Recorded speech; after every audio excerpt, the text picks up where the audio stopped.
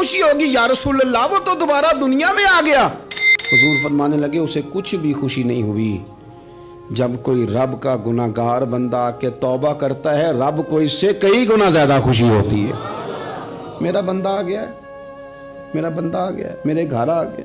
اس نے آنسو بہائے ہیں. اس نے کہا اللہ میں تیرا ہی ہوں, تیرا ہی رزق کھاتا ہوں, تیری ہی زمین پہ رہتا ہوں, تیرے نام سے میری سانسیں چلتی ہیں. وہ آ گیا. فرمایا اس اونٹنی والے سے زیادہ رب کو خوشی ہوتی ہے جب گناہگار آ کے توبہ کرتا ہے. گناہگاروں کے آنسو اس کی بارگاہ میں بڑے مقبول ہیں, لیکن ہم رسم ادا کرتے ہیں, توبہ نہیں کرتے. ہم اپنے آپ کے ساتھ دھوکہ کرتے ہیں, جھوٹ بولتے ہیں. اللہ تبارک و تعالی اپنے بندوں کے حق میں رحمت والے فیصلے کرتا ہے, درگزر والا معاملہ فرماتا ہے. جگہ جگہ قرآن مجید میں اللہ تعالیٰ نے اپنے بندوں پر رحمت کرنے کا ذکر فرمایا ہے. ان اللہ یغفر الذنوب جمیعا, فرمایا بے شک رب تمہارے سارے ہی گناہ معاف فرما دے گا. تم نا امید نہ ہونا, وہ معاف کر دے گا تمہیں.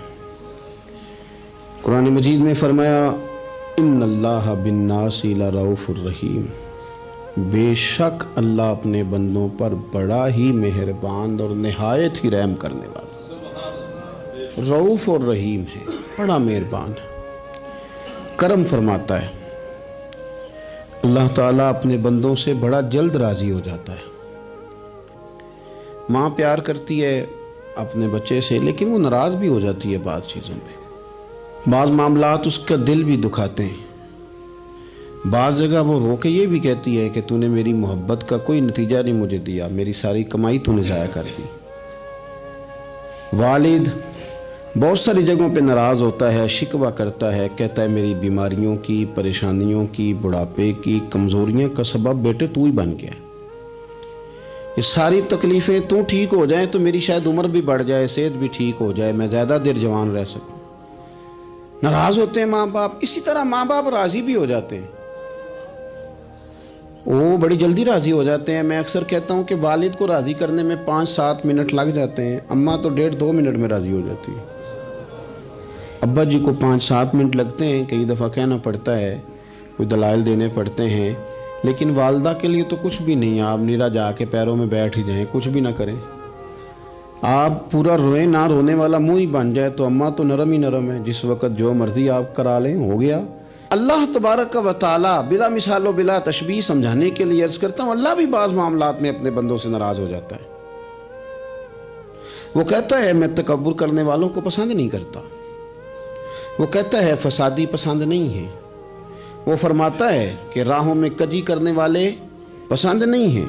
وہ فرماتا ہے کہ بدعہدیاں کرو گے تو میں صبح قیامت تم سے سوالات کروں گا. اللہ تبارک و تعالیٰ بہت ساری چیزوں کو ناپسند کرتا ہے, ناراض ہو جاتا ہے.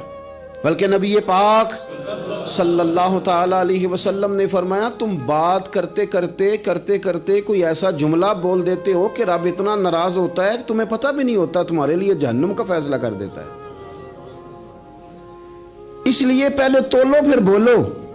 خود اپنے لفظوں کی تو تم پہرے داری کرو نا کہ میں کیا کہہ رہا ہوں.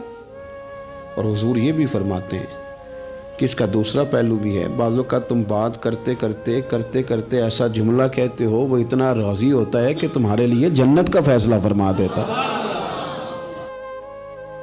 ان کاموں کی طرف بڑے جن سے اللہ راضی ہوتا ہے. میرے نبی پاک صلی اللہ تعالیٰ علیہ وآلہ وسلم نے ارشاد فرمایا, بعض احادیث میں لفظ یہ ہیں کہ اللہ اپنے بندوں کو دیکھ کے مسکراتا ہے جو اس کی شان کے لائق ہے. جس ترتیب سے ہم مسکراتے ہیں, جس ترتیب سے ہم روتے ہیں, جس ترتیب سے ہم کسی بات کا اظہار تشکر کرتے ہیں, خدا ان باتوں سے پاک ہے. اب بہت ساری حدیثوں میں آیا کہ وہ مسکراتا ہے, تو کیا مطلب ہے مسکرانے کا؟ تو علماء تفسیر نے لکھا ہے مسکرانے کا مطلب یہ ہے کہ وہ بڑا ہی راضی ہوتا ہے اپنے بندے سے, بڑا راضی ہوتا ہے, یہ مطلب ہے. ایک تو مسکرانے کا مطلب یہ کہ وہ بڑا راضی ہو گیا, وہ مسکرا دیا اپنے بندے پہ. اور ایک اس کا معنی خود نبی پاک صلی اللہ تعالیٰ علیہ وسلم نے بیان فرمایا، مسند امام احمد بن حنبل میں حدیث ہے، حضور سید عالم علیہ السلام سے صحابہ نے پوچھا، یا رسول اللہ شہید تو بڑے لوگ ہوتے ہیں، شہیدوں میں افضل کون ہے؟ تو اللہ کے حبیب علیہ السلام فرمانے لگے، وہ والا بندہ جو ڈٹ گیا تھا کافروں کے مقابلے میں، وہ ہلا نہیں، پوری طرح ڈٹ کے جو لڑا وہ شہداء میں افضل ہے۔ حضور فرماتے ہیں وہ جنت کے بالا خانوں میں سیر کرے گا اور رب اسے دیکھ کے مسکرائے گا،